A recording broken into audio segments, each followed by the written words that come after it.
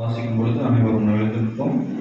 நீதிமொழிகள் 3வது அதிகாரம் வசனங்கள் 1 to 6 முடிய.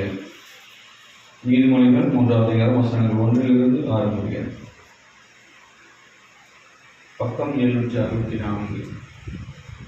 என் மகனே, என் போதகத்தை மறவாதே, உன் இருதயம் என் கட்டளைகளை காக்க கடவுது. அவைகள் உனக்கு நீடித்த நாட்களையும் தீர்க்க ஆயுசையும் சமாதானத்தையும் பெருக பண்ணும். கிருபையும் சத்தியமும் உன்னை விட்டு விலகாது இருப்பதாக. நீ அவைகளை உன் கழுத்திலே போட்டு அவைகளை உன் இருதயம் ஆகிய பலகையில் எழுதிக்கொள். அதனால் தேவனுடைய பார்வையிலும் மனுஷனுடைய பார்வையிலும் தைரியம் அற்புத்தியும் பெறுவாய். உன் சுய புத்தியின் மேல் சாயாமல் உன் முழு இருதயத்தோடும் கர்த்தரில் நம்பிக்கையாயிருந்து உன் வழிகளெல்லாம் அவரை நினைத்துக்கொள். அப்பொழுது அவர் உன் பாதைகளை செவ்வைப்படுத்துவார். நம் தலைவர் தாழ்ந்து நாம் செபிக்கலாம். மகா கிருபையும் இரக்கம் நிறைந்திருக்கிறதான எங்கள் அன்பின் ஆண்டவரே, ஆவியானவரே, ஆசீர்வதிக்கப்பட்டதான கர்த்தாவே, இந்த காலை நேரத்திற்காக நமக்கு நாங்கள் நன்றி செலுத்துகிறோம். இந்த வேலையிலும் ஆண்டவரே விஸ்வத்திரம் அப்பா, பகல் ஆராதனையிலும் ஆண்டவரே நாங்கள் பாடல்களை ஆண்டவரை பாடுபடியாகவும் சங்கீத வார்த்தைகள் ஆண்டவர் நாங்கள் கேட்கும்படியாகவும் கர்த்தர் நீ பாராட்டின மேலான கிருபைக்காக நமக்கு நாங்கள் நன்றி செலுத்துகிறோம். இப்பொழுதும் ஆண்டவரே நாங்கள் ஆண்டவரை வார்த்தைகள் தியானிக்கிறதான போது கர்த்தாவே, நிச்சயமாக உங்களுடைய வார்த்தை இப்படியாக செல்கிறது, பேசுகிறது நீங்கள் அல்ல, பிதாவின் ஆவியானவர் தான் என்று சொன்ன வார்த்தை நிமித்தமாய் எங்கள் தீர்க்கதரிசியானவர் பேசின அதே வார்த்தைகளை நாங்கள் தியானிக்கிறதான வேலையில நீங்க ஆண்டவரை எங்களுக்கு விட்டுக் கொடுக்கும்படி ஆய்வு சொல்லிட்டு நாங்கள் செபிக்கிறோம். நிச்சயமாக ஆண்டவரே, நாங்கள் வந்தவனமா எல்லாம் ஆண்டவரே நாங்கள் கடந்து செல்கிறதான போது உங்களுடைய வார்த்தை நாங்கள் பெற்றுக்கொண்டு அப்படியாகவே நாங்கள் கடந்து செல்ல கர்த்தாவே திரும்பி பாராட்டும்படியாக நாங்கள் செபிக்கிறோம். வார்த்தையானது நிச்சயமாக அது எங்களை தேர்ச்சுகிறதா இருக்கிறது. வார்த்தையானது எங்கள் சூழ்நிலைகளை மாற்றுகிறதா இருக்கிறதா ஆண்டவர. ஓ கர்த்தாவே, ஏற்படுத்தான வார்த்தையானவரை நீர் எங்களுக்கு கொடுத்திருக்கிறீர், அதற்காக நாங்கள் நன்றி செலுத்துகிறோம். எங்கள் தீர்க்கதரிசியானவர் கற்றுக் கொடுத்த காரியத்திலிருந்து நாங்கள் தியானிக்கிறதா வேலையில நிச்சயமாக ஆவியானவர் ஆண்டவரை எங்களை ஆண்டவரே நீர் ஆண்டவரை ஆட்சி தேர்ச்சி சமாதானத்தை கொடுத்த ஆண்டவரே இந்த வார்த்தையோடு எங்களுக்கு பேசப்படியாக இந்த சொந்தத்தை நாங்கள் செபிக்கிறோம். தொடர்ந்து பொறுப்படுத்திக் கொள்ளும் சூழ்நிலை எல்லாவற்றும் கருத்தில் தாழ்த்துகிறோம். இயேசுவின் நாமத்தில் செபிக்கிறோம். நல்ல தகவல். ஆமென் ஆமென். நம்ம அனைவரும் அமரலாம். அல்லேலூயா. சந்தோஷமா இருக்கிறீங்களா?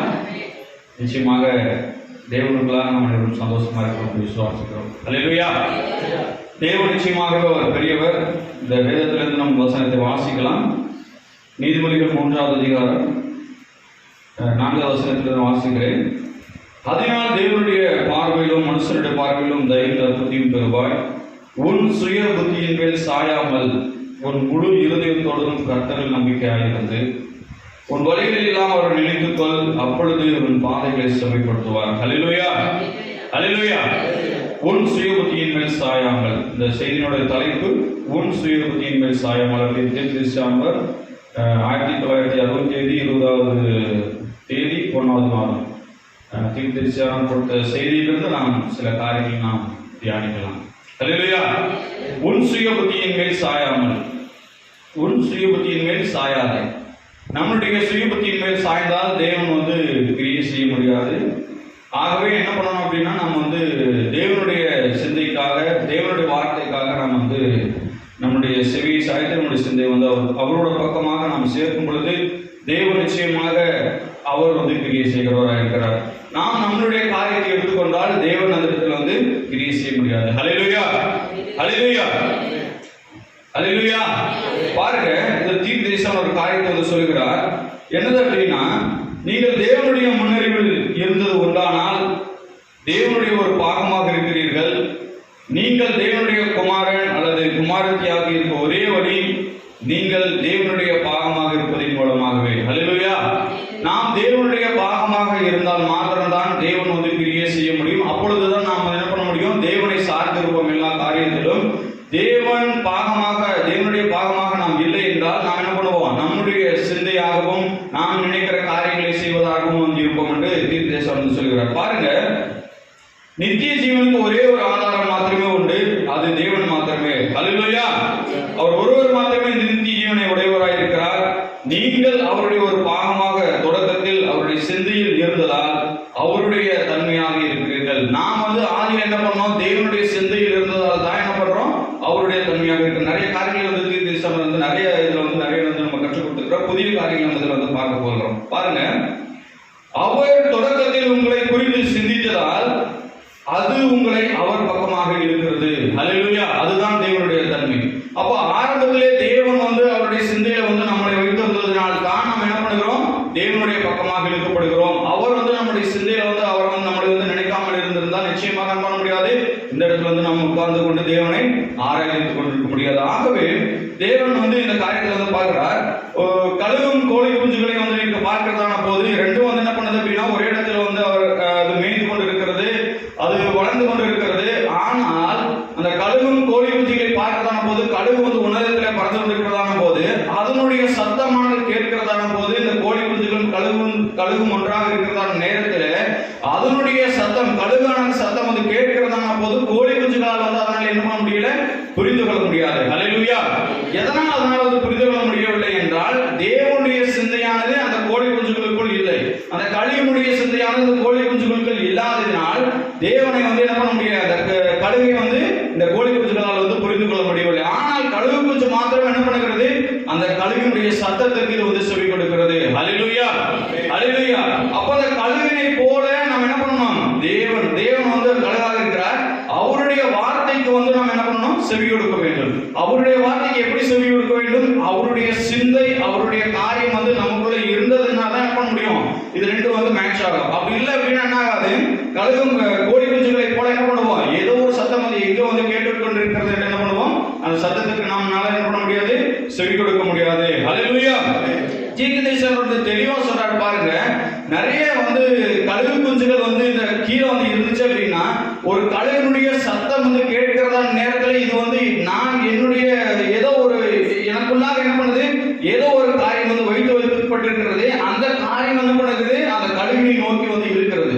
தீர்க்கதரிசனம் ஒரு எடுத்துக்காட்டு வந்து எக்ஸாம்பிள் வந்து சொல்றாரு பாருங்க.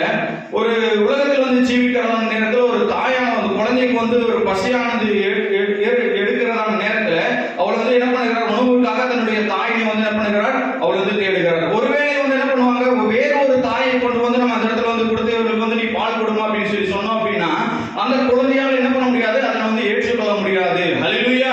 ஏன் வந்து அதனால் வந்து ஏற்றுக்கொள்ள முடியாது என்றால், அந்த தாயினுடைய சுபாவமானது அந்த குழந்தைக்குள்ளாக வந்து இல்லை.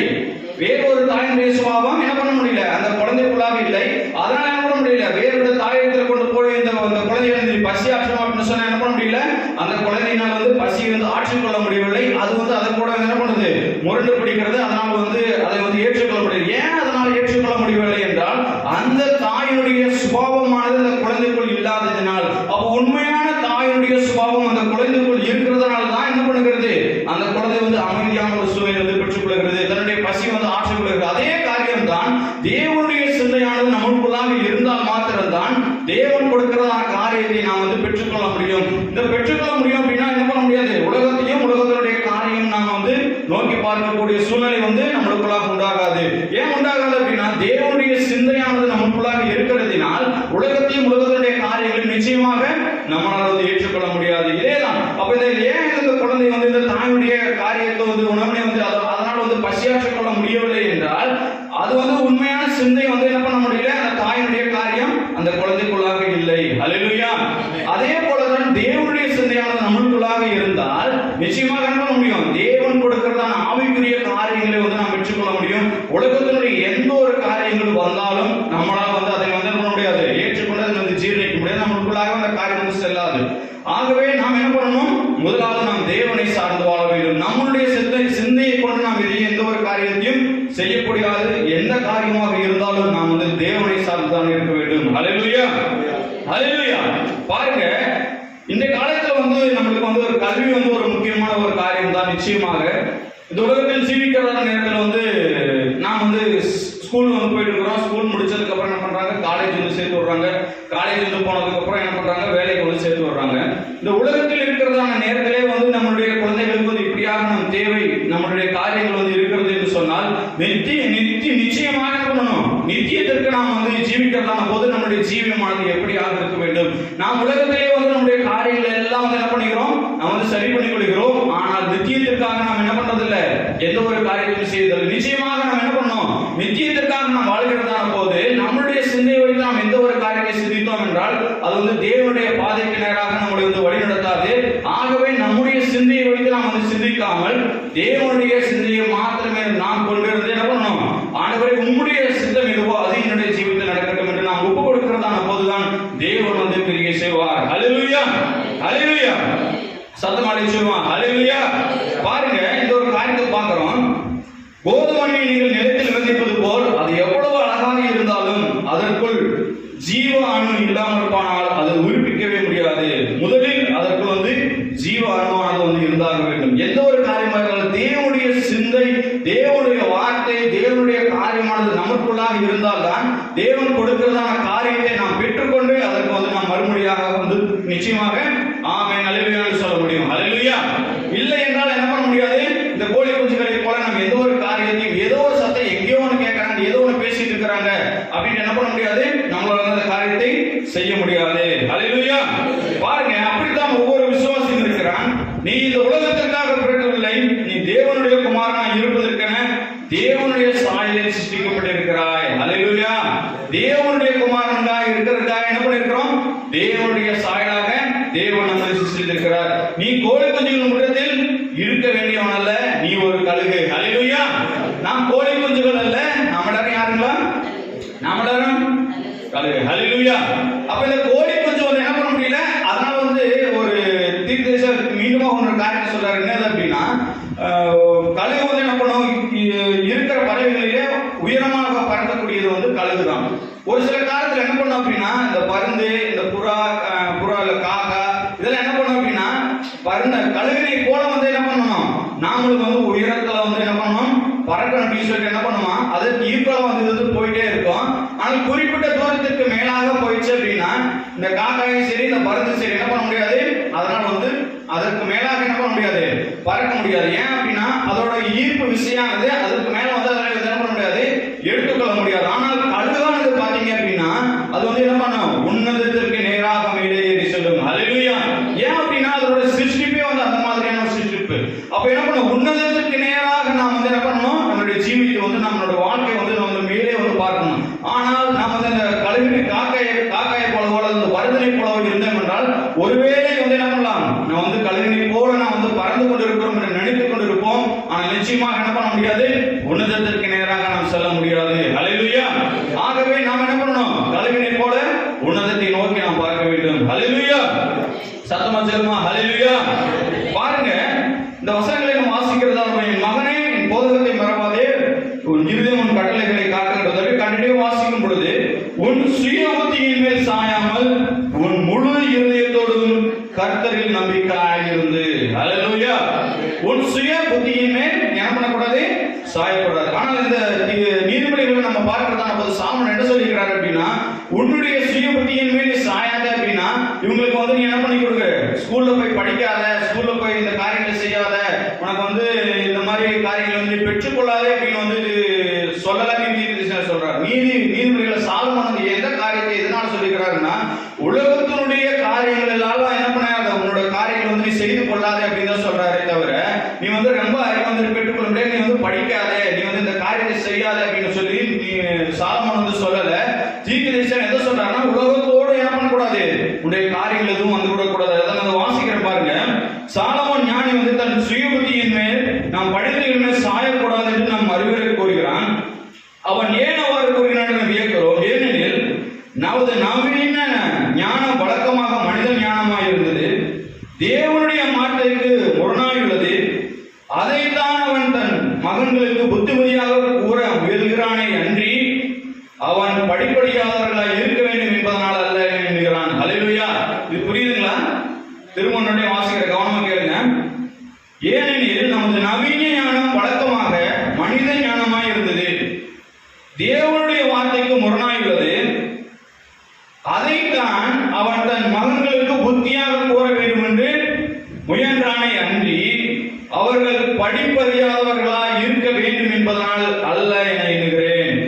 அவர்கள் தங்கள் சுயபதியை மேல் சாயக்கூடாது என்றுதான் இந்த காரியத்தை வந்து அவன் சொல்லிக்கிறான். அப்ப நீங்க என்ன பண்ணுங்க, ரொம்ப அறிவு வந்து வைக்கக்கூடாது. ஏன்னா உங்களுடைய ரொம்ப அறிவு வச்சுட்டோம் அப்படின்னா நாம் என்ன யோசிக்கிறோமோ அந்த காரியத்தை தான் நான் செய்வேன் தவிர தேவன் வந்து நம்மளுக்குள்ளாக கிரியை செய்ய முடியாது. ஆகவே தான் என்ன பண்ணக்கூடாது, நீங்கள் உங்களுடைய சுய புத்தியின் மேல் நீங்கள் சாயாதீர்கள் என்று சாலமோன் அன்றைக்கு வந்து எழுதி வைத்தார். பாருங்க, ஒரு காலத்துல வந்து கல்வி உங்களுக்கு வந்து ஒரு நல்லதான ஒரு காரியம் தான். கல்வி கற்றால்தான் இந்த இடத்தில் நீங்கள் ஜீவிக்க முடியும். ஆனால் கல்வி வந்து உங்களை வந்து என்ன பண்ண முடியாது, நித்தியத்திற்கு நேராக வழி நடத்த முடியாது. ஹல்லேலூயா, ஹல்லேலூயா. தேவனுடைய வார்த்தை மாத்திரமே என்ன பண்ண முடியும், நம்மளை வந்து நித்தியத்திற்கு நேராக அது வந்து நம்ம வழி நடத்துகிறதா இருக்கு. இந்த உலகத்தில் நம்ம ஜீவிக்கிறதா போது எவ்வளவுதான் அறிவை படைத்தவர்களாக இருந்தாலும், எவ்வளவுதான் காரியங்களை நம்ம அறிந்தவர்களாக இருந்தாலும், நிச்சயமாக ஒரு நாள் என்ன ஆயிடணும், நாம் வந்து மறித்துதான் ஆக வேண்டும். ஆகவே மறித்ததற்கு பின்பாக நம்முடைய காரியம் என்னென்று பார்க்கிறதான போது இவனுடைய கல்வியை வைத்துக் கொண்டு என்ன பண்ண முடியாது, நீ வந்து நித்தியத்தை நோக்கி நீ வந்து பார்க்க முடியாது. ஆனால் தேவனுக்குள்ளாக நாம் எவ்வளவு காலம் ஜீவித்திருக்கிறோம், தேவனுக்காக நாம் என்ன செய்தோம் என்பதுதான் என்ன பண்ணோம், நித்தியத்திற்கு நம்மை வந்து வழிநடத்துகிறதா இருக்கிறது. ஹல்லேலூயா, ஹல்லேலூயா. பாருங்க, நீ வந்து மறிக்க வேண்டும். உனக்கு எவ்வளவு படிப்பு இருந்தாலும், உன்னால் எவ்வளவுதான் பண்பாட்டை சேகரித்துக் கொள்ள முடிந்தாலும், நீ மரணத்தை நிச்சயமாக சந்தித்து ஆகதான் வேண்டும். மனிதன் வந்து மறிப்பதும் பின்பு நியாய தீர்ப்பு அடைவதும் அவனுக்கு வந்து நியமிக்கப்பட்டிருக்கிறது. ஹல்லேலூயா. மனிதன் வந்து நிச்சயமாக இந்த உலகத்தில் வந்து பிறந்தால் அவன் வந்து இறந்துதான் ஆக வேண்டும். மரணமானது நிச்சயமாக சந்தித்துதான் ஆக வேண்டும். மரணத்தை ஒவ்வொருவரும் சந்தித்துதான் ஆக வேண்டும். ஆனால் பாருங்க, நீ உலகத்தில் இருந்த போது எவ்வளவு படித்தாய், எவ்வளவு அறிவை சேகரித்துக் கொண்டாய், நீ எவ்வளவு பட்டம் பெற்றுக் கொண்டாய், போதகராக பட்டம் பெற்றுக் கொண்டாய் என்றெல்லாம் தேவன் உன்னிடத்தில் வந்து கேட்க போவது கிடையவே கிடையாது. அவையெல்லாம் உனக்கு அவசியம் என்று கருதப்படாது. ஆனால் தேவனுடைய வார்த்தையை அறிந்து கொள்ள நீ என்ன செய்தாய் என்று உன்னிடம் கேட்கப்படும். ஹல்லேலூயா, ஹல்லேலூயா. அந்த உலகத்தில் வாழ்கிறதான போது தேவனுக்காக நான் வந்து என்ன செய்தேன் அப்படின்னு தான் என்ன பண்ணுவாரு, தேவன் வந்து கேட்பார். பாருங்க, ஆகவே கல்வி நல்லதுதான், ஆனால் தேவனுடைய வார்த்தையோ ஜீவன் உள்ளதாக இருக்கிறது. என் வார்த்தை ஜீவன் உள்ளதாக இருக்கிறது என்றார். அவர் வார்த்தையாக இருப்பதனால் அவரை வார்த்தையின் மூலமே நீங்கள் அறிந்து கொள்ள முடியும். ஹல்லேலூயா. தேவன் வந்து வார்த்தையாக இருப்பதனால் என்ன பண்ண முடியும், தேவனை வந்து நாம் அவருடைய வார்த்தை மூலமாக அறிந்து கொள்ள முடியுமே தவிர நம்முடைய சுய காரியங்களை வைத்துக் கொண்டு நாம் தேவனை நிச்சயமாக அணுக முடியாது. ஹல்லேலூயா, ஹல்லேலூயா. சத்தமலை சொல்லுமா, ஹல்லேலூயா. பாருங்க, இந்த உலகத்துல வந்து வாழ்கிறதான போது இந்த சயின்டிஸ்ட்கள் என்ன பண்ணியிருக்கிறாங்க அப்படின்னா, நம்மளுக்கு ஒரு வழிகாட்டும் கருவி அப்படின்னு சொல்லிட்டு ஒரு இந்த நீங்க காந்தம் வாட்ச்ல எல்லாத்துலயும் வந்து உங்களுக்கு வந்து நீங்க பாத்தீங்கன்னா இருக்கும். அதுல அந்த உலகத்துல வந்து சிருஷ்டிக்கிறாங்க அறிவியல் சயின்ஸ் பூர்வமா. அதுல அந்த முள்ளு வந்து பாத்தீங்க அப்படின்னா எப்பவுமே என்ன பண்ணும், வடக்கு திசையை நோக்கி தான் வந்து காட்டிட்டே இருக்கும். அந்த சவுத்து, நார்த், வெஸ்ட், ஈஸ்ட்ல பாத்தீங்க அப்படின்னா எப்பவுமே என்ன பண்ணும், வடக்கு திசையை மட்டும்தான் அந்த வந்து முள்ளு வந்து காட்டும். எங்க எந்த டைரக்ஷன் நீங்க எங்க போய் நின்னாலும் அந்த ஏரம் வந்து பாத்தீங்க அப்படின்னா வடக்கு திசையை நோக்கி வந்து இருக்கும். எதனால இப்படி சிருஷ்டிக்கிறான், அது வந்து ஒரு காரியம். அப்ப இந்த உலகத்துல வந்து என்ன பண்ணலாம், நீங்க எங்க வேணா வந்து போலாம், என்ன வேணா நீங்க பண்ணலாம். ஆனா அந்த டைரக்ஷன்ல கொண்டு போய் நீங்க காட்டிட்டீங்க அப்படின்னா நீங்க எந்த டைரக்ஷன்ல இருக்கிறீங்க அப்படின்னு சொல்லிட்டு என்ன பண்ணும், அந்த வடக்கு திசையை நோக்கி இருக்கிற அந்த முள்ளானது உங்களுக்கு உங்களோட நேரத்தை வந்து உங்களோட திசையை வந்து அது வந்து காட்டும். ஆனால் தீர்க்கதரிசியானவர் வந்து சொல்லுகிறார், உங்களுடைய வார்த்தையானது, தேவனுடைய வார்த்தையானது உங்களுக்குள்ளாக எவ்வளவாக பெற்றிருக்கிறீர்கள் என்பதை தேவனுடைய டைரக்ஷன், அதாவது அவரோட டைரக்ஷன் வந்து என்னதுன்னா, உலகத்துல வந்து நிறைய காரியங்கள் வந்து இருக்கும். உலகத்துல வந்து நீங்க எங்க வேணாலும் போகலாம். ஆனால் தேவன் வந்து என்ன பண்ணணும், உங்களோட தேவனுடைய வார்த்தை உங்களுக்குள்ளாக இருந்தால் தேவனுடைய திசையை நோக்கி மாத்திரம் தான் என்ன ஆகும், உங்களுடைய அந்த முள்ளானது வந்து நகர்ந்து கொண்டே இருக்கும். எந்த இடத்துல வந்து எப்படி வேணா நீங்க போயிட்டே இருக்கலாம்.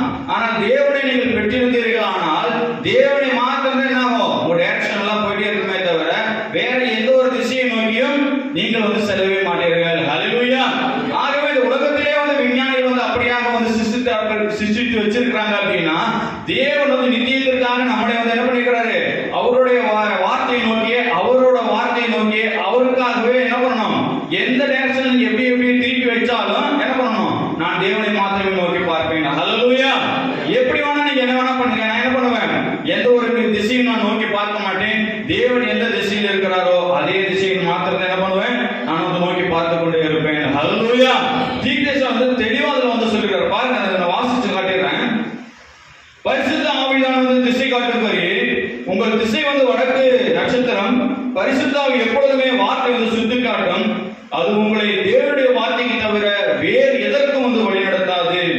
அப்படி இருக்க ஒரு மனிதன் வார்த்தைக்கு முரணாயுள்ள கோட்பாடுகளை ஏற்றுக்கொண்டு தனக்கு பரிசுத்த ஆவி உள்ளதாக எப்படி வந்து நிச்சயமாக அவனால் வந்து கூற முடியும்? பாருங்க, உங்களை வார்த்தைக்கு சுட்டி காண்பிக்க பரிசுத்த ஆவி அவசியமாய் உள்ளது. திசை காட்டும் கருவியில் உள்ள காந்த ஊசி வடதுருவத்தை மாத்திரமே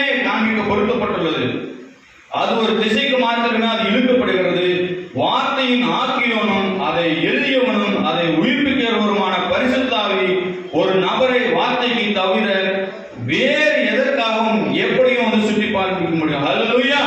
பாருங்க, எனவே ஒரு நபர் பரிசுத்த ஆவியை பெற்றுள்ளதாக கூறிக்கொண்டு வார்த்தைக்கு முரணான எந்த ஒரு காரியத்தையும் அவனால் நிச்சயமாக செய்யவே முடியாது. ஆகவே நாம் வார்த்தையை பெற்றுக் கொண்டிருந்தோம் என்றால் நிச்சயமாக என்ன பண்ண முடியும்? தேவன் எந்த திசையில் இருக்கிறாரோ அந்த திசையை மாத்திரம் தான் என்ன பண்ணுவோம்? நாம் வந்து நோக்கி வந்து நம்முடைய ஜீவித்தை நாம் ஜீவிப்போம். ஹல்லேலூயா, ஹல்லேலூயா. பாருங்க, ஏனெனில் காரியங்களை அறிந்து கொள்ள உன் சுய புத்தியின் மேல் சாயாதே, உன் சுய புத்தியின் மேலே சாய்ந்திருந்தால் சரியான பாதையில் நிச்சயம் வந்து விலகி செல்வாய். ஜீவனை பொறுத்த விஷயத்தில் நீ மற்றவரின் புத்தியின் மேலும் சார்ந்திருக்க கூடாது. ஜீவனை கண்டுகொள்ள நீ வார்த்தையின் மேல் சார்ந்திருக்க வேண்டும். அதுதான் வந்து நித்திய ஜீவன். ஹல்லேலூயா, ஹல்லேலூயா. தேவனுடைய வார்த்தையின் பேரில் மாத்திரமே நாம் வந்து நிச்சயமாக என்ன பண்ணியிருக்கணும்? சார்ந்திருக்க வேண்டும். அதுதான் நம்மளை வந்து என்ன பண்ணும்? நித்திய ஜீவனுக்கு நம்மை வழிநடத்துகிறதா இருக்கிறது. ஹல்லேலூயா, ஹல்லேலூயா. பாருங்க, ஒரு சில காரியங்கள் வந்து நம்ம வேதத்திலிருந்து நாம் தியானிக்க போகிறோம். இந்த ஆதாம் ஏவாள் நாட்களில் வந்து பார்க்கிறதான போது ஆதாம் ஏவாளை வந்து தேவன் வந்து சிருஷ்டித்திருக்கிறார். சிருஷ்டித்து என்ன பண்றாங்க? டெய்லி அவங்க ஏதேன் தோட்டத்தில் என்ன பண்ணுவாங்க? சாயங்காலத்துல குளிர்ச்சியான வேலையில் என்ன பண்ணுவாங்க? உலகம் இருக்கிற நேரத்துல அவனை வந்து என்ன சர்ப்பமானது வந்து அந்த இடத்துல வந்து பேசுகிறது. ஆனால் தேவனுடைய வார்த்தையானது ஆதாமுக்குள் இருந்ததுனால என்ன பண்ண முடியல? ஆதாமால வந்து சுய புத்தியை வந்து அவனால் யோசிச்சு அந்த பிசாசானுக்கு வந்து செவி கொடுக்க முடியவில்லை. ஆனால் ஏவாள் என்ன பண்ணுகிறாள் என்றால் வஞ்சிக்கப்பட்டு என்ன பண்றாள்? அவருடைய புத்தியின் மேல் சுய புத்தியின் மேல் அவள் வந்து அந்த நேரத்தில் வந்து சாய்ந்ததுனால என்ன ஆயிடுச்சு? இந்த உலகத்தில் வந்து பாவம் உண்டாயிற்று. ஹல்லேலூயா, ஹல்லேலூயா. அந்த ஒரே ஒரு காரியம், ஆனால் தேவனுடைய வார்த்தை நம்மளுக்குள்ளாக இருந்தால் நம்மளால என்ன பண்ண முடியாது? நம்முடைய சுய புத்தியின் மேல் சாய முடியாது. ஆதாமுக்கு என்ன ஆயிட்டுன்னா தேவனுடைய வார்த்தையானது ஆதாமுக்குள் இருந்ததுனால என்ன பண்ண முடியல? ஆதாமால வந்து என்ன பண்ண முடியல? அவருடைய சுய புத்தியின் மேல் சாய முடியவில்லை. ஆனால் ஏவாளுக்குள் வந்து என்ன பண்ணிட்டு தேவனுடைய வார்த்தை இருந்தது. இருப்பினும் என்ன பண்ணால் அவர் வந்து வஞ்சிக்கப்பட்டதுனால என்ன பண்றார்? அவருடைய சுய புத்தியின் மேல் சாய்ந்து என்ன பண்றார்? உலகத்தை வந்து முழுவதுமாக பாவத்திற்குள்ளாக மாற்றிவிடுவார். ஆகவே நம் வாழ்கிற அந்த ஜீவித்தில் என்ன பண்ணணும்? நாம் வந்து ஆதாமைக்குள்ள என்ன பண்ணணும்? தேவனை முழுவதுமாக பற்றிக்கொண்டு என்ன பண்ணணும்? ஜீவித்தை நாம் ஜீவிக்க வேண்டும். ஹல்லேலூயா. ஆனால் ஏவாள் வந்து அவருடைய சிந்தையை மாத்திரமே வைத்துக் கொண்டு நான் வந்து என்ன பண்ண முடியும்? என்னால் இந்த காரியங்களை வந்து செய்ய முடியும், என்னால் வந்து இந்த காரியத்தை என்னால் வந்து எல்லாவற்றையும் செய்ய முடியும் என்று அவள் வந்து நினைத்ததினால என்ன ஆயிட்டு? இந்த சிந்தையானது அவளுக்குள்ளாக அவருடைய சொந்த காரியத்தை வைத்ததினால் இந்த உலகமானது பாவத்திற்குள்ளாக தள்ளப்பட்டது. ஹல்லேலூயா. மனித குலம் முழுவதுமே ஆயிட்டு மரணத்திற்குள்ளாக ஆழ்த்தியது. இப்போவில் இந்த முதல் தாய் தேவனுடைய வார்த்தைக்கு முரணாயுள்ள தன் சுய புத்தியின் மேல் சாய்ந்து மனித குலம் முழுவதையும் வந்து மரணத்தில் ஆழ்த்தி விட்டாள். ஹல்லேலூயா, ஹல்லேலூயா. ஆனால் பாருங்க, அவள் வந்து தேவனை குறித்துக் கொண்டிருந்த உண்மையான கருத்திற்கு மாறான ஒன்றை அவளுக்கு வந்து அளித்தான். சத்ருவாகிய சாத்தான் வேறுபட்ட ஒன்றை அவளிடம் கூறினான். அதை என்ன பண்ணிட்டா? அவள் வந்து விசுவாசித்தாள். விசுவாசித்தனால என்ன ஆயிட்டு? அவளுடைய சுய புத்தியானது அந்த இடத்துல வந்து கிரியை செய்ய ஆரம்பிக்கிறது. ஹல்லேலூயா. அப்ப பிசாசா அவனுக்கு நாம் இடம் கொடுத்தால் வந்து என்ன பண்ணுவான்? பிசாசா அவனோட புத்தியை வந்து போட்டு விட்டுவான். ஆனால் அவன் என்ன பண்ணக்கூடாது? பிசாசா அவனுக்கு நிச்சயமாக என்ன பண்ணக்கூடாது? இடம் கொடுக்க கூடாது. ஹல்லேலூயா, ஹல்லேலூயா. சத்தமாலே சொல்லுமா ஹல்லேலூயா. அப்ப என்ன பண்ணக்கூடாது? இந்த உலகத்தில் ஜீவிக்கிற நேரத்தை நாம் பிசாசானுக்கு இடம் கொடுத்தால் பிசாசு வந்து கிரியை செய்ய ஆரம்பித்து விடுவான். ஆகவே என்ன பண்ணக்கூடாது? நாம் பிசாசானுக்கு இடம் கொடுக்காமல் தேவனே என்னுடைய ஜீவிதத்தில் வந்து நீர் என்ன செய்ய சித்தமாயிருக்கிறோ அது நடக்கட்டும் ஆண்டவரே என்று அவரை நாம் சார்ந்து கொள்ள வேண்டும். ஹல்லேலூயா, ஹல்லேலூயா. அப்பொழுதுதான் அவர் வந்து என்ன பண்ணுவார்?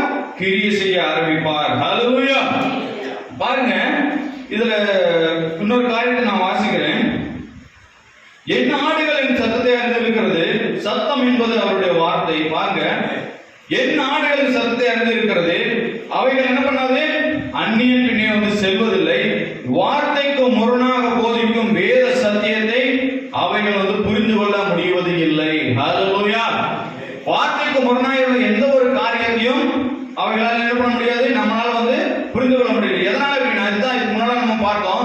தேவனுடைய சிந்தையானது வந்து நம்மளுக்குள்ளாக இருந்தால் நம்ம வந்து மற்ற உலகத்தினுடைய காரியங்கள் எதையும் என்ன பண்ண முடியாது? நம்மளால் நோக்கி பார்க்க முடியாது. தேவனுடைய சிந்தை நம்மளுக்குள்ளாக இல்லாத மாத்திரத்துல என்ன பண்ணுவான்? பிசாசு ஈஸியா என்ன பண்ணுவான்? நம்மளை வந்து வார்த்தைக்கு முரணாக வந்து எல்லா ஒரு காரியங்களையும் செய்து விடும்படியாக வந்து நிச்சயமாக வந்து முடியும். ஆனால் தேவனுடைய வார்த்தையானது நம்மளுக்குள்ளாக இருக்கிறத மாத்திரத்துல யாராலும் என்ன பண்ண முடியாது? நம்மளை வந்து ஒன்றும் செய்யவே முடியாது. ஹல்லேலூயா, ஹல்லேலூயா. பாருங்க, எனவே தேவனுடைய பிள்ளைகள் அவர்களுடைய சுய புத்தியின் மேல் அவர்கள் சாய மாட்டார்கள். தேவனுடைய பிள்ளைகள் எப்பொழுதுமே என்ன பண்ணுவார்கள்? தேவனை சார்ந்த தேவனுடைய ஜீவித்தை ஜீவிப்பார்கள். ஹல்லேலூயா, ஹல்லேலூயா. அப்ப நாம் இந்த உலகத்தில் ஜீவிக்கிறதான போது எனக்கு எந்த ஒரு காரியமா இருந்தாலும் சரி, இதுல தீர்க்கதரிசி பின்னால் இந்த காரியத்துல சொல்றாரு என்னதுன்னா, ஒருவேளை எனக்கு வியாதி வந்திருக்கிறதான போது, மருத்துவர்கள் நான் செஞ்சிருக்கிறதான போது மருத்துவர்கள் சொல்லி இருக்கலாம், உனக்கு என்ன ஆகாது, இந்த வியாதி குணமாகாது, உன்னால இந்த காரியத்தை நீ சுகத்தை என்று பெற்றுக்கொள்ள முடியாது மருத்துவர்கள் கூறி இருந்தாலும், நிச்சயமாக என்ன பண்ண முடியும்? தேவனால் இந்த காரியத்தை செய்ய முடியும். தேவன் எனக்கு சுகத்தை கொடுக்க போதுமானவராக இருக்கிறார் என்று நீ உன்னுடைய சுயபுத்தியின் மேல் சாயாமல் தேவனுக்குள்ளாக உன்னுடைய சிந்தையை வைக்கிறதான போது அந்த இடத்துல தேவன் இறங்கி அவர் கிரியை செய்ய ஆரம்பிப்பார். ஹல்லேலூயா, ஹல்லேலூயா. அப்ப இந்த காரியங்கள் எல்லாம் என்ன பண்ண முடியாது? உனக்கு ஒருவேளை புற்றுநோயாகவே கூட இருக்கலாம், ஒருவேளை உனக்கு இருதயத்தில் ஏதாவது ஒரு பிரச்சனையாக கூட இருக்கலாம். ஆனால் மருத்துவர்கள் சொல்லியிருந்தாலும் அந்த மருத்துவருடைய சிந்தைக்கு நம்முடைய சிந்தையை வைக்காமல், தேவன் நிச்சயமாக எனக்கு சுகத்தை கொடுக்க போதுமானவராக இருக்கிறார் என்று சொல்லி அவருடைய வார்த்தைக்கு அவருடைய சிந்தைக்கு நீ சாய்க்கிறதான போது தேவன் அந்த இடத்துல கிரியை செய்வார். ஹல்லேலூயா, ஹல்லேலூயா. பாருங்க, நிச்சயமாக என்ன பண்ண முடியாதுன்னா, ஒரு குழந்தையை பாருங்க, ஒரு பிறக்கிறதான போது அந்த குழந்தை என்ன ஆகுது அப்படின்னா, அது குழந்தையாக பிறக்கிறதான போது அது இது எந்த ஒரு சிந்தையுமே கிடையாது. அது வளர்ந்து வருகிறதா நாட்கள் தான் தேவன் அதை எடுத்து பயன்படுத்துகிறாரா அல்லது பிசாசான இடம் கொடுக்கிறாங்க. எல்லாமே நம்மளோட கையில தான் இருக்கிறது. நிச்சயமாக நம்ம கிட்ட ரெண்டு வழி இருக்குது அப்படின்னா, எந்த வழியை நாம் தீர்மானிக்கணும் என்பது நம்முடைய கருத்தில் தான் இருக்கிறது. இதுல யாருமே என்ன பண்ண முடியாது, இடையில வரவே முடியாது. ஒருவேளை என்னுடைய மனைவியோ என்னுடைய பிள்ளைகளோ என்னுடைய அப்பாவோ என்னுடைய அம்மாவோ யாரும் என்ன பண்ண முடியாது, நம்மளை வழி நடத்த முடியாது. நானும் தேவனும் தான் அந்த பாதையினாகணும் பிரவேசிக்கணும். அப்ப தேவன் நம்மளுக்குள்ளாக இருந்தால் நிச்சயமாக என்ன பண்ண முடியும்? தேவனுடைய வார்த்தைக்கு நாம் கீழ்ப்படுத்தி அவருடைய சிந்தைக்கு நாம் செவி கொடுத்து அவரோடு நாம் ஜீவிப்போம். ஹல்லேலூயா, ஹல்லேலூயா. பாருங்க, அப்ப இந்த உலகத்திலே இயற்கையான ஒரு காரியமானது இருக்குமே என்றால் நிச்சயமாக அந்த குழந்தையை போன்று, ஆனால் இயற்கைக்கே அந்த ஒரு காரியத்தை தேவன் வைத்திருப்பாரே என்றால் நித்தியத்திற்காக தேவன் எப்பேற்பட்ட ஒரு காரியத்தை நமக்காக அளித்திருக்கிறார். ஹல்லேலூயா. அந்த குழந்தையான சுபாவமான அந்த தாயுடைய சுபாவம் அந்த குழந்தைக்குள்ளாக இருப்பதனை போன்ற அந்த குழந்தைக்கு யாரும் என்ன பண்ண தேவையில்லை, யாரும் சொல்லிக் கொடுக்க தேவையில்லை. இந்த குழந்தைக்கு என்ன பண்ணது, நீ ஒரு பசி ஆற்றிக்கொள்ளும்படியாக வேறொரு தாயத்திற்கு கொடுக்கிறதான போது அந்த குழந்தைக்கு இது உன்னோட வேற ஒரு தாய், உன்னோட அம்மா கிடையாது அப்படின்னு என்ன பண்ண தேவையில்லை. அந்த குழந்தைகளுக்கு நாம் சொல்லிக் கொடுக்க வேண்டிய அவசியம் கிடையவே கிடையாது. ஆனால் தேவன் இயற்கையான இந்த உலகத்தில் ஜீவிக்கிறதான போது இயற்கையா என்னது அப்படின்னா நேச்சராகவே நடக்குது. அதாவது தானாகவே அந்த காரியமாக நடக்கிறது. எதனால் என்றால் அந்த தாயுடைய சுபாவம் குழந்தைக்குள்ளாக இருப்பதினால் அது ஆட்டோமேட்டிக்காவே நடக்கிறது போது இந்த உலகத்தில் வாழ்கிறதான போது இயற்கையாகவே இந்த காரியங்கள் நடக்கிறதான போது, ஆனால் நான் நித்தியத்திற்காக ஜீவிக்கிறதான போது அந்த நித்தியத்திற்கு எப்பேற்பட்டதான ஒரு காரியமான நிச்சயமாக என்ன ஆகும், நம்மளுக்குள்ளாக இருக்கும். ஹல்லேலூயா, ஹல்லேலூயா. இந்த உலகம் அழிந்து போகிறது. நிச்சயமாக தேவனுடைய வார்த்தை ஒரு காலத்திலும் ஒருபோதும் அது அழிந்து போகாது, ஒழிந்து போகாது. அதுதான் நம்முடைய நித்தியத்தை வழி நடத்துகிறதா இருக்கிறது. ஹல்லேலூயா. சப்தம் அடைச்சிருமா? ஹல்லேலூயா. பாருங்க, ஒரு மனிதன் நிச்சயமாக பரிசுத்தாவை பெற்றுக் கொண்டு இருப்பானே என்றால் அவனால் என்ன பண்ண முடியாது, வார்த்தைக்கு முரணாக எந்த ஒரு காரியத்தையும் செய்யவே முடியாது. ஹல்லேலூயா, ஹல்லேலூயா. சத்தம் அடைச்சிருமா? ஹல்லேலூயா. பாருங்க, இல்ல தீர்க்கதரிசி இன்னொரு காரியத்தை சொல்றாரு, ஏனெனில் வார்த்தையினால் பிறந்து வார்த்தையை புரிந்து கொண்டிருக்கிறான், அவனை வேறு இடத்தில் வைத்து பாருங்கள், அந்த இடத்தில் அவன் என்ன பண்ண மாட்டான், பொருந்த மாட்டான். அவனால் முடிந்தவரை அங்கிருந்து வேகமாக வெளியே நடந்து சென்று விடுவான். ஹல்லேலூயா. வார்த்தைக்கு முரணான ஒரு காரியத்தை அந்த மனுஷன் என்ன பண்ணுங்க, நீங்க வச்சு பாருங்க. தேவனுடைய வார்த்தை பெற்றுக்கொண்ட இடத்துல வைத்து பார்க்கிறதான போது அவனால் என்ன பண்ண முடியாது, அந்த இடத்துல இருக்கவே முடியாது. அவன் சீக்கிரமாக என்ன பண்ணுவான், அந்த இடத்தை விட்டு கடந்து சென்று விடுவான். ஹல்லேலூயா.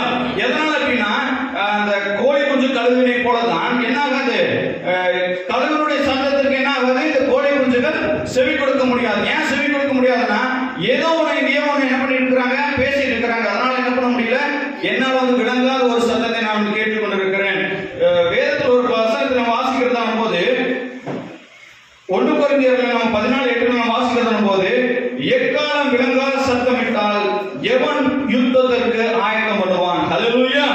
1 கொரிந்தியர் 14:8 நம்ம பார்க்கிறோம், எக்காலம் எக்காலம் ஒரு நூறாங்க, எனக்கு அந்த சத்தமே வந்து என்ன பண்ணல, எனக்கு வந்து புரியல அப்படின்னா எப்படி வந்து நான் யுத்தத்திற்கு ஆயத்தமாக முடியும்? ஹல்லேலூயா.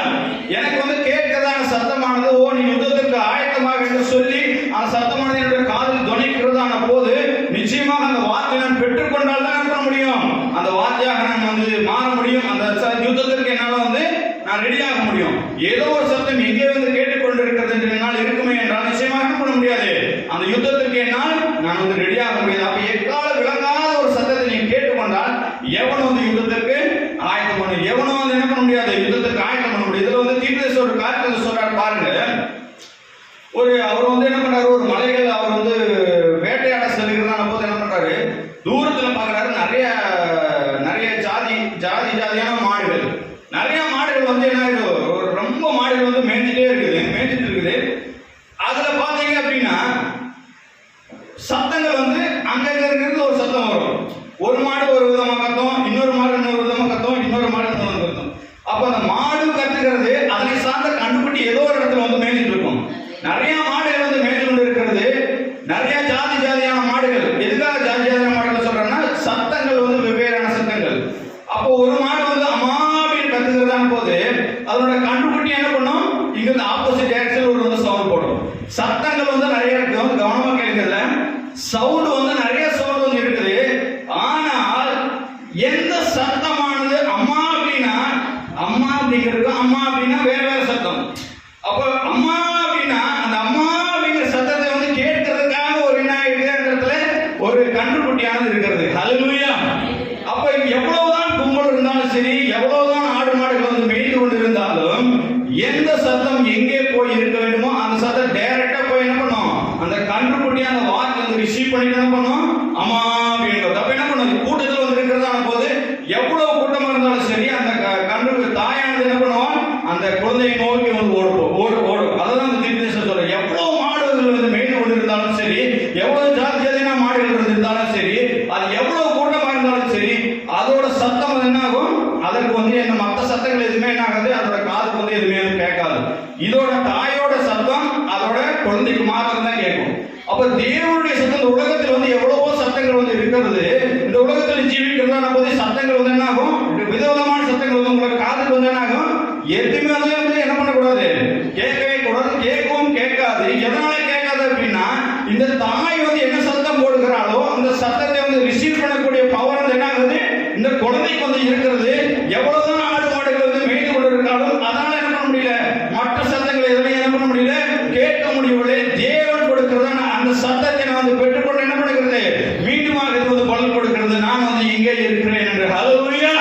நிச்சயமாக தேவன் அதே காரியத்தை வந்து எதிர்பார்க்கிறார். இந்த உலகத்தில் நீங்கள் ஜீவிக்கிறதான எவ்வளவோ சத்தங்கள் வந்து இருக்கலாம், ஆனால் தேவனுடைய வார்த்தை நீங்கள் பெற்றுக்கொண்ட மாத்திரத்திலே தேவனுடைய வார்த்தைக்கு மாத்திரமே நீங்கள் கீழ்ப்படுவீர்கள். ஹல்லேலூயா. ஹல்லேலூயா. பாருங்கதுல கால்நடையின் ஜாதியினுடைய சமயங்கள் மாடுகளையும் கண்டுபிடிகள் வழித்து கீழே வரும் பொழுது கண்டுபிடிகள் எப்படி தங்கள் தாய் மாடுகளை அறிந்து கொள்ளும் என்று நான் வியந்தது உண்டு. ஹல்லேலூயா. எப்படி அப்படின்னு தீர்க்கதரிசி சொல்றாரு. எனக்கு வந்து அது ஒண்ணுமே புரியல, ரொம்ப வந்து ஒரு ஆச்சரியமான காரியமா இருக்கு. ரொம்ப மாடுகள் வந்து மேய்ஞ்சிட்டு இருக்குது, ஏதோ ஒரு சத்தம் எங்க வருது, அது வந்து ஏதோ மாடு கண்டுபிடி, ஏதோ மாடு இல்ல, அதோட மாடு என்ன பண்ணுது, சத்தம் போடுகிறது. அந்த சத்தத்துக்கு வந்து என்ன பண்ணுது, அதனுடைய கண்டுபிடியானது வந்து பதில் கொடுக்கிறது. ஹல்லேலூயா. ஹல்லேலூயா. பாருங்க, அதை நான் வியந்தது உண்டு. மலைகளில் இருந்து அவர் கீழே இறங்கி வரும்போது எல்லாம் ஒன்றாக வந்து கலந்திருக்கிறது. கண்டுக்குட்டியும் கூடிய பசு, ஒரு கண்டுக்குட்டி உண்மையில் பசுயா இருந்தால் ஒரு கால் வேறு தாயிடமிருந்து பால் குடிக்க வகை உண்டு. ஆனால் அது மேய்வதற்கான தங்களுக்கு புல்வெளிகளை நிறுத்தி இருக்கும் போது தாய் பசுகளும் கண்டுக்குட்டிகள் கொண்ட கும்பலின் வழியாக அது கண்டுக்குட்டியை தேடி ஓடுகிறது. கண்டுக்குட்டியில் தன் தாயினிடத்தில் ஓடி வருகிறது. அது தாயின் குறிப்பிட்ட ஒரு ஊழையின் சப்தத்தையும் அறிந்து உள்ளது. தாய் தன் கண்டுக்குட்டிக்காக சத்தம் எடுக்கிறது. அப்படியே மற்ற தாய் பசுகளும் சப்தமிட்டு அநேக விதமான சத்தங்களை எழுப்பி நம்மை ஒன்றும் கேட்கக்கூடாதபடி செய்யப்படுகிறது. ஆனால் அனைத்து சப்தங்களின் நடுவிலும் அந்த கன்றுக்குட்டி தன் தாயின் பிரத்யேக அழைப்பை அறிந்து கொள்கிறது. ஹல்லேலூயா. அதுதான் ஒரு தாயினுடைய பாகமாக இருக்கிறது. ஹல்லேலூயா. எவ்வளவுதான் சத்தம் கேட்டாலும் சரி, அதாவது முன்னாடியே சொல்லும் பொழுது ஒரு குழந்தை வந்து ரெண்டு தாய் கூட வந்து கம்பேர் பண்ணி சொல்றாரு. ரெண்டு தாய் கூட ஏன் கம்பேர் பண்ணி சொல்றாரு அப்படின்னா, நீ எந்த சத்தத்துக்கு நீ செவி கொடுக்கிறாய் என்று. அப்ப எவ்வளவோ காரியங்கள் இந்த உலகத்தில் இருக்கும், ஆனால் பிரத்யேகமான ஒரு சத்தம், ஹல்லேலூயா, ஒரு வித்தியாசமான சத்தம். இந்த உலகத்துல வந்து ஜீவிக்கிறதான நேரத்தில் வந்து என்ன பண்ணுவாங்க, தீர்க்கதரிசனம் இன்னும் பின்னால வந்து நிறைய காரியங்கள் வந்து சொல்றாரு. என்னது அப்படின்னா, இந்த உலகத்தில் வந்து நீங்கள் ஜீவிக்கிறதா, நான் ஜீவிக்கிறதா, நான் வரும்போது தான் சொல்றேன். மிக ஒரு அழகான ஒரு காரியம் சிம்சோன் வந்து சொல்றாரு.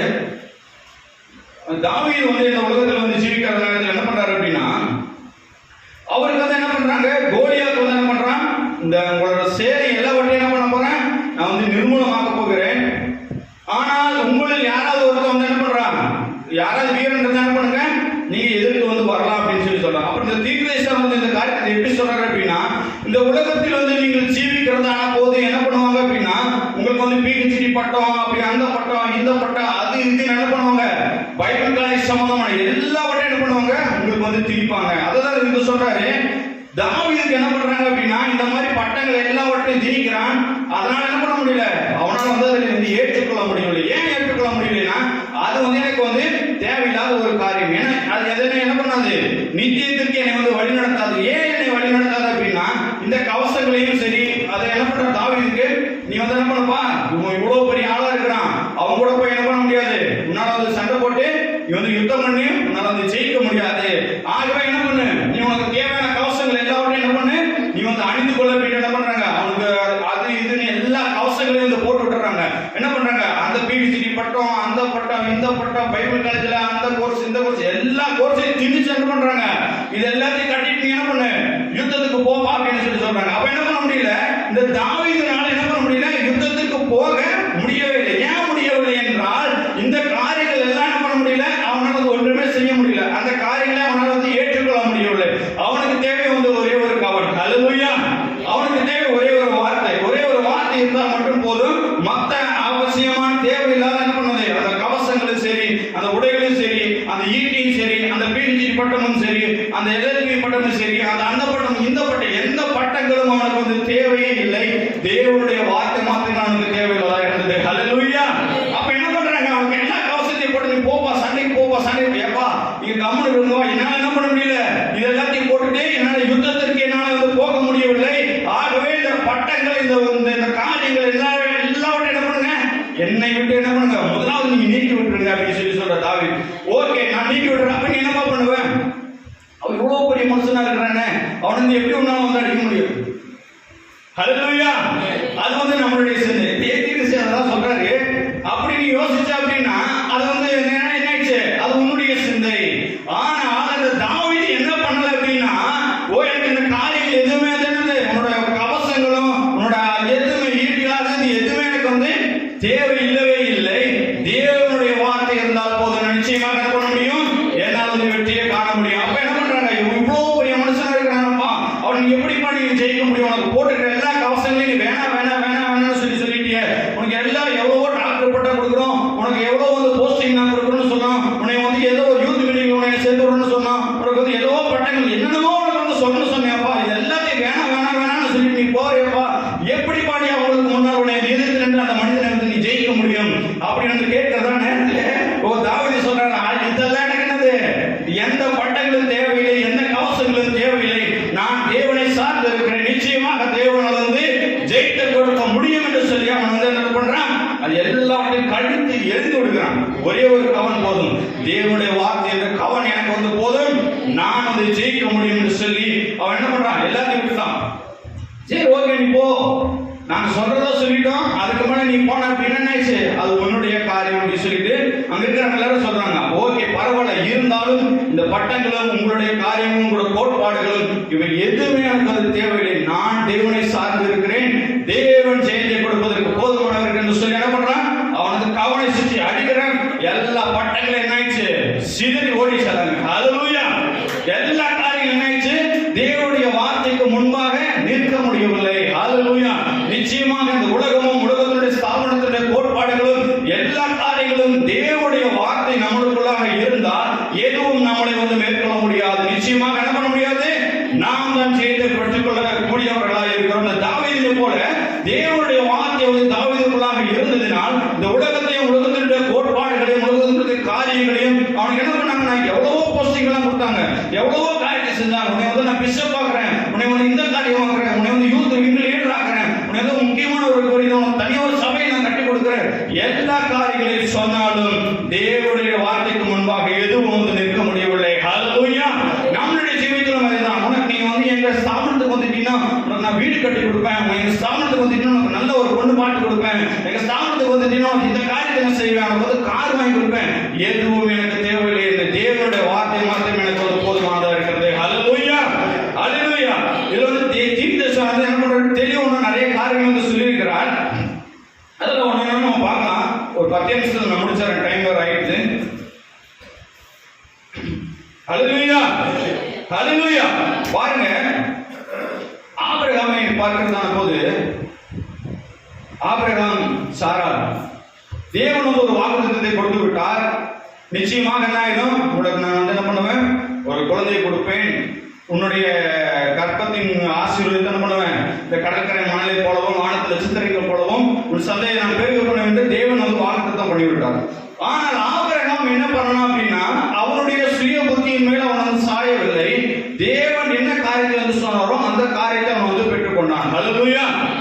ஆனால் இவங்க 2 பேரும் பேசி இருக்கிறப்ப என்ன பண்றாங்க, தேவதூதனும் ஆபிரகாமும் பேசிக்கிற நேரத்துல சாரா வந்து என்ன பண்றாரு அப்படின்னா பின்பக்கமாக இருந்து இந்த காரியத்துல கேட்டுட்டு இருந்தது நகைக்கிறார். அப்ப தீர்க்கதரிசனம் சொல்றாரு, ஒருவேளை என்ன பண்ண முடியும் அப்படின்னா நான் அந்த நேரத்திலேயே அந்த டைம்ல என்ன பண்ண முடியும், அவளை வந்து கொன்று இருக்க முடியும். ஆனால் அவளை வந்து கொன்று போட முடியல. ஏன் கொன்று போட முடியல அப்படின்னா அவளை என்ன பண்ணுகிறான், ஆபிரகாமுடைய ஒரு பாகமாக இருக்கிறதுனால தான் என்ன பண்ண முடியவில்லை, அவளை கொன்று போடவில்லை, முடியவில்லை. இல்லை என்றால் நிச்சயமாக என்ன பண்ண முடியும், அவளை கொன்று போட்டு இருக்க முடியும். ஆகவே நாம் தேவனுடைய வார்த்தை நாம் பெற்றுக்கொண்டோம் என்றால் நிச்சயமாக என்ன பண்ண முடியாது, உலகத்துக்கு எந்த ஒரு காரியங்களும் நம்மளை வந்து என்ன பண்ண முடியாது, சேதப்படுத்த முடியாது. ஹல்லேலூயா, ஹல்லேலூயா. சத்தமா சொல்லுவோம், ஹல்லேலூயா.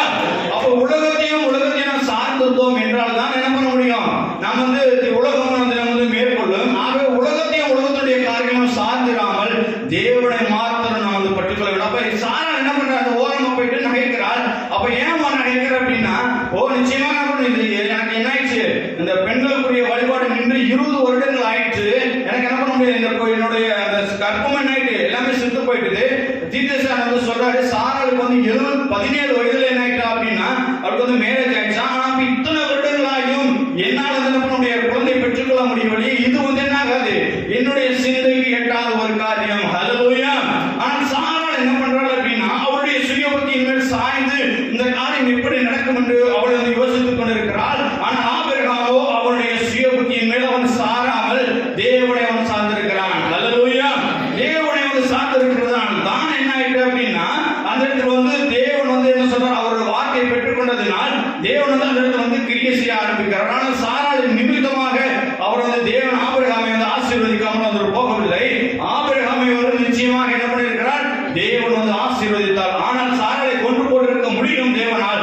ஆனால் அவனுடைய ஆபிரகாமுடைய ஒரு பாகமாக இருந்ததினால் சாராளை வந்து தேவனால் என்ன பண்ண முடியல, கொண்டு போட முடியவில்லை. ஆகவே நாம் இந்த உலகத்தில் ஜீவிக்கிறதா நேரத்தில் எவ்வளவோ பாடுகள், கஷ்டங்கள், துன்பங்கள் வந்தாலும் நாம் தேவனை பற்றி கொண்டு அவருடைய சிந்தைக்கு நம்மளுடைய ஒப்பு கொடுத்தால் நிச்சயமாக தேவன் நம்மளை வழிநடத்த ஒரு போதுமானவராக இருக்கிறார். ஹல்லேலூயா, ஹல்லேலூயா. அப்புறம் பாருங்க என்ன ஆயிடுச்சு அப்படின்னா இந்த காரியங்கள் எப்படியே போயிட்டு இருக்கிற நேரத்துல ஒரு நாள் என்ன பண்ணுகிறாரு, தேவன் வந்து ஆசீர்வதித்து என்ன பண்ணுகிறார், அவருடைய சிந்தையை வந்து அவர் வைத்திருந்ததுனால் ஆபிரகாம் ஆசீர்வதித்து ஒரு குழந்தையை கொடுத்து என்ன பண்ணுகிறாரு, ஆசீர்வதிக்கிறார். ஹல்லேலூயா, ஹல்லேலூயா. இதே போலதான் வந்து சிம்சோனை நீங்க பார்க்கிறதான போதும் சிம்சோன் என்ன பண்றது, பெலிஸ்தேர்களை வந்து என்ன பண்றாங்க அப்படின்னா எவ்வளவோ படைகள் வந்து சூழ்ந்து வருகிறது, எவ்வளவோ பேர் வர்றாங்க, 1000 பேர் அதிகமா எவ்வளவு படைகள் வந்து வந்துட்டே இருக்கிறது. இவருடைய தீர்க்கதரிசனம் சொல்றாரு, இவர்கிட்ட இருக்கிறது ஒரே ஒரு கழுதையினுடைய ஒரே ஒரு பழைய காலத்துல ஒரே ஒரு கழுதை செத்து போயிட்டு இருக்கு, அதோட தாடை மட்டும் ஒண்ணு இருக்குது. இவங்களே என்ன பண்றாங்கன்னா படைகள் கவசங்களை போட்டு குதிரைப்படை, யானைப்படை, அந்த படை, இந்த எல்லா படையும் சேர்ந்து வர்றாங்க. அப்ப வந்து கேட்கறாங்க, ஏன்பா நீ ஒரே ஒரு தாடை கழுதை தாடை வச்சுட்டு இருக்கிறப்ப எப்படிப்பா நீங்க அவங்களை வந்து கொல்ல முடியும் அவங்களை? ஹல்லேலூயா, ஹல்லேலூயா. அது வந்து கழுதை தாடை தானே அது. அங்க இருக்கிறவங்க சொல்றாங்க, ஏப்பா அவ்வளவு பேர் வராங்க, இந்த கழுதை தாடை நீ தூக்கி போட்டீங்கன்னா ஒரே ஒரு இடத்துக்கு சேர்ந்த கழுதை தாடை எங்க போகும் என்ன ஆகணும் ஒண்ணுமே தெரியாதாப்பா. இவ்வளவு கும்பல் வராங்க, இவங்களெல்லாம் பார்த்துட்டு எப்படிப்பா உன்னால வந்து இருக்க முடியுது? ஹல்லேலூயா,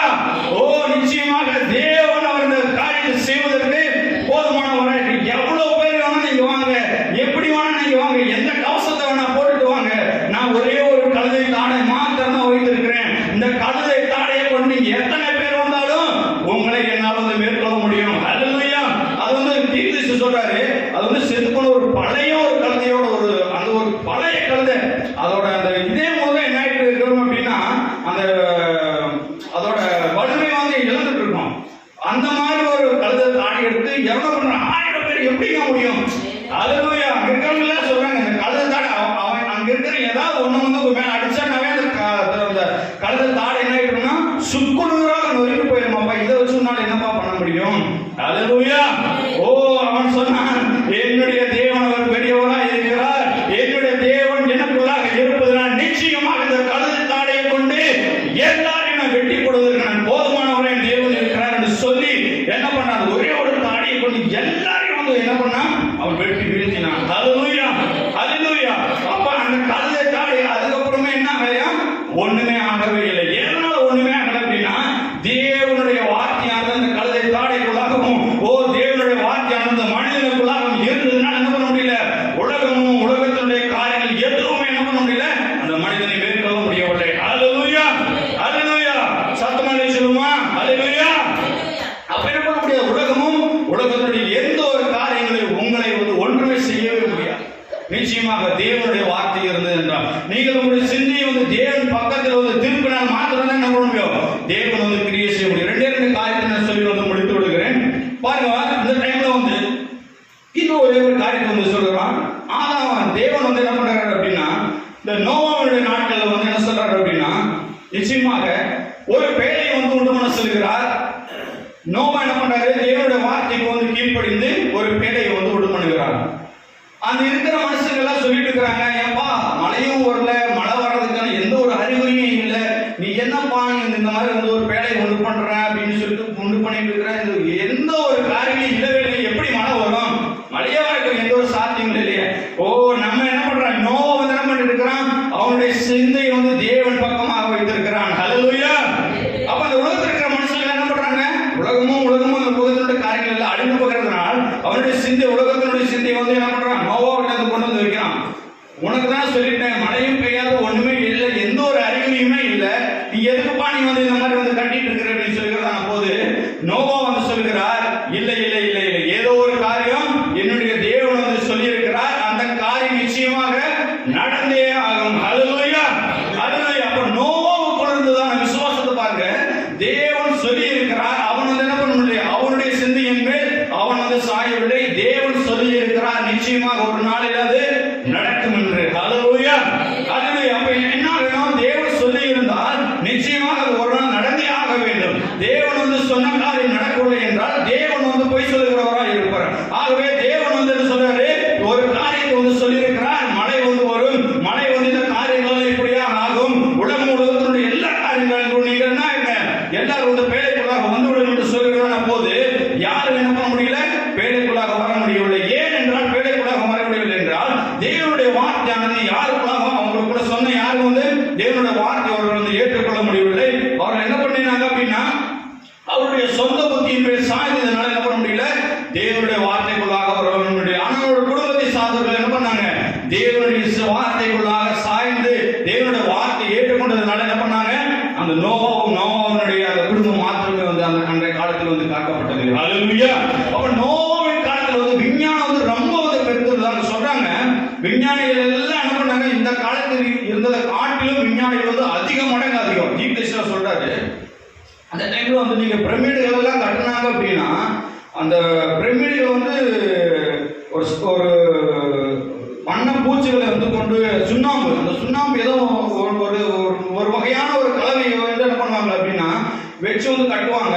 அந்த பிரமிடுகளை எப்படி கொண்டு போனாங்க? அந்த கல்லு ஒன்று வந்து அவ்வளோ டன் வெயிட் இருக்குமா, அது எப்படி எடுத்துட்டு போனாங்க அப்படின்னு சொல்லிட்டு எதுவுமே எனக்கு தெரியல. அந்த அளவுக்கு விஞ்ஞானம் இப்போ வந்து கிடையாது.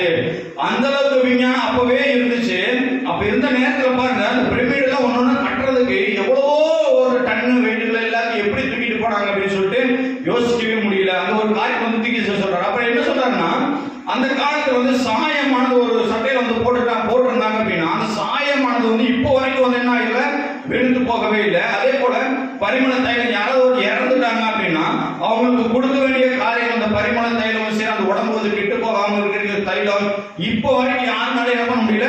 கண்டுபிடிக்கவே முடியவே இல்லை அப்படின்னு சொல்லி தீர்க்கதரிசி வந்து சொல்ல. ஏன் கண்டுபிடிக்க முடியலன்னா தேவன் அந்த இடத்துல இருந்து இந்த காரியங்களை எல்லாம் என்ன பண்ற, நோவா கிட்ட வந்து இந்த காரியத்துல நீ இப்படி செய்ய அப்படின்னு சொல்லி, ஏப்பா இந்த பணம் பண்ணினா தண்ணி உள்ள வந்துருப்பா, தண்ணியில உள்ள வராது. ஏன் அப்படி தண்ணி உள்ள வராதுன்னா என்னுடைய தேவன் வந்து சொல்லி இருக்கிறார், அவர் சொல்வதை செய்வதுதான் என்னுடைய வேலை. அல்லேலூயா. அவர் வந்து இந்த காரியத்தை சொல்லி இருக்கிறார், இந்த காரியத்தை நிச்சயமாக நான் செய்வேன். அதை வந்து தேவன் வந்து மீதி எல்லாத்தையும் என்ன பண்ணுவாரு, அவர் வந்து பார்த்துக் கொள்வார். நோவா என்ன பண்ணான், தேவனை முழுதுமாக சாய்ந்து அவனுடைய புத்தியின் மேல் சாயாமல் அவனது தேவனை சார்ந்திருந்தான். அல்லேலூயா, அல்லேலூயா. ஒரே ஒரு காரியத்தை மாத்திரம் நான் சொல்லி வந்து முடிச்சிடுறேன். யூதாஸ் காரியத்தை பார்த்தீங்க அப்படின்னா, அவன் வந்து உலகத்திலிருந்து சிருஷ்டிக்கிறதான போது தேவன் வந்து அவனை வந்து என்ன பண்ணாரு, அவருடைய வார்த்தை வந்து விட்டுக்கொள்ள முடியாத சிருஷ்டித்தார். ஆனால் அவன் என்ன பண்றான் அப்படின்னா, தேவனை வந்து நான் ஒருவேளை தீர்த்து சொல்றாரு, ஒருவேளை நான் வந்து தேவனை வந்து காட்டி கொடுத்தேன் அப்படின்னா எனக்கு என்ன பண்ணுவாங்க, ஒரு 30 வெள்ளிக்காசு வந்து கொடுப்பாங்க. அந்த டைம்ல அது வந்து கொஞ்சம் வேல்யூ அதிகம். 30 வெள்ளிக்காசு வந்து எனக்கு கொடுப்பாங்க. அதனை வைத்துக் கொண்டு என்ன பண்ண முடியும், என்னுடைய ஏதோ ஒரு காரியத்தை நான் செய்து கொண்டு இந்த உலகத்தில் ஜீவிப்பதற்காக நான் வந்து என்ன பண்ண முடியும், ஓரளவுக்கு என்னால் என்ன பண்ண முடியும், நல்ல ஒரு ஜீவிக்க முடியும் என்று சொல்லி அவன் எண்ணி அவனுடைய சுயபுத்தியின் மேல் சாய்ந்து என்ன பண்றான் அப்படின்னா தேவன் வந்து காட்டி கொடுக்கிறான். ஆனால் தேவன் வந்து அப்படி வந்து யோசிக்க கிடையாது. ஒருவேளை யூதாஸ் காரியத்தை எப்படி யோசிச்சிருப்பான் என்றால், தீர்த்து சொல்றார், எப்படி யோசிச்சிருப்பான்னா, ஒருவேளை என்ன பண்ணுவான், நான் வந்து காட்டி கொடுத்துருவேன், காட்டி கொடுத்துட்டேன் அப்படின்னா எனக்கு வந்து 30 வெள்ளிக்காசு என்ன பண்ணுவாங்க, கொடுத்துருவாங்க. 30 வெள்ளிக்காசு கொடுத்துட்டாங்கன்னா அந்த 30 வெள்ளிக்காசு வச்சு என்னுடைய ஜீவித்தை நான் ஜீவிப்பதற்கு அந்த டைம்ல வந்து எனக்கு வந்து போதுமான பணமாக வந்து அது வந்து இருந்தது. அந்த பணத்தையும் நான் வந்து பெற்றுக்கொள்வேன். அப்ப ஆண்டவர் என்ன பண்ணுவாரு, அவரே வந்து என்ன பண்ணுவாரு, விடுதலை பண்ணிட்டு வெளியே வந்துருவாரு. அதனால வந்து என்ன ஆயிடுச்சு, எனக்கு வந்து எந்த ஒரு பிரச்சனையும் வந்து கிடையாது என்று சொல்லி யூதாஸ் காரியத்தை ஒருவேளை யோசிச்சிருக்கலாம் அப்படின்னு சொல்லிட்டு தீர்க்கதரிசி சொல்றாரு. ஆனால் தேவனுடைய திட்டமானது அது கிடையாது. அல்லேலூயா, அல்லேலூயா. யூதாஸ் காரியத்தை என்னை வந்து மரியாதை என்னை வந்து காட்டி கொடுத்து இந்த காரியத்தை வந்து செய்ய வேண்டும் என்பதுதான் தேவனுடைய திட்டம். ஆனால் யூதாஸ் காரியத்தை என்ன பண்ணா, தேவனை வந்து சாராமல் அவனுடைய சுயபத்தியின் மேல் சாய்ந்ததினால் என்ன பண்ண முடியவில்லை, அவனால் வந்து அந்த இடத்துல வந்து விழுந்து போக வேண்டிய ஒரு சூழ்நிலையானது ஏற்பட்டது. அல்லேலூயா, அல்லேலூயா. அப்ப யூதாஸ் காரியத்தை எப்படி யோசிக்கிறான், அவனுடைய சுயபுத்தியினால அவன் என்ன பண்ணுகிறான், ஒருவேளை நான் தேவனை காட்டி கொடுத்தா எனக்கு 30 வெள்ளிக்காசு கிடைக்கும், இதுலயும் ஒரு பங்கு வருகிறது. அதுக்கப்புறம் என்ன பண்ணுவார், தேவன் அவர் தான் தேவன் ஆயிடுச்சு, அவர் என்ன பண்ணுவார், அவரே விடுவித்துக் கொள்வார், அவரும் வந்து விடுவாரு அப்படின்னு சொல்லி யோசிச்சிருக்கிறார் அப்படின்னு சொல்லிட்டு தேவன் வந்து தீர்க்கதரிசி வந்து சொல்றாரு. அப்ப 2 காரியம் இந்த இடத்துல நடந்துரும். நார்மலா என்ன ஆயிரும், தேவனுக்கும் வந்து ஒன்றும் பிரச்சனை ஆகாது, எனக்கு வந்து அந்த பைசா வந்து கிடைச்சிருக்கும் அப்படின்னு சொல்லி சொல்றாரு. ஆனால் அது வந்து தேவனுடைய திட்டம் வந்து கிடையாது. அல்லேலூயா. நாமும் நம்மளுடைய ஜீவிதத்தில் வந்து இந்த காரியத்தை செய்தாலும் எனக்கு வந்து ஆசீர்வாதம் வரும், இப்படியாக இருந்தாலும் எனக்கு வந்து ஆசீர்வாதம் வரும், உலகத்தையும் நான் நாடிக்கொள்வேன், தேவனுக்குள்ளாக இருப்பேன் என்றால் நிச்சயமாக தேவனால் வந்து ஆசீர்வாதத்தை வந்து கொடுக்க முடியாது. தேவன் உங்களுடைய ஜீவிதத்தில் எந்த ஒரு திட்டத்தை வைத்திருக்கிறாரோ அந்த திட்டத்துக்கு நீங்க கீழ்ப்படிந்து, ஆண்டவரே என்னுடைய சித்தம், ஆண்டவரே உங்களுடைய சித்தம் என்னுடைய ஜீவிதத்தில் வந்து நடக்கட்டும் ஆண்டவரே என்று அவருடைய சித்தத்திற்கு நாம் ஒப்பு கொடுக்கிறதா போது அப்பொழுதுதான் தேவன் வந்து கிரியை செய்வார். அல்லேலூயா, அல்லேலூயா.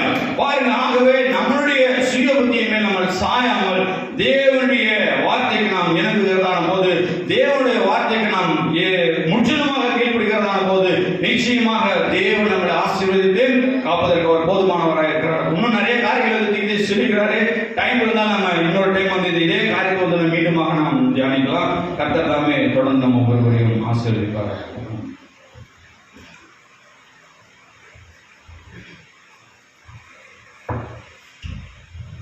அல்லேலூயா. கர்த்தர் கிறிஸ்துவுக்கு மகிமை உண்டாவதாக. அருமையான ஒரு செய்தியை கேட்டீங்க. கர்த்தர் ஜோசோவை கர்த்தர் ஆசீர்வதிப்பாராக. ஒரு சுய புத்தியின் மேல் சாயாதே.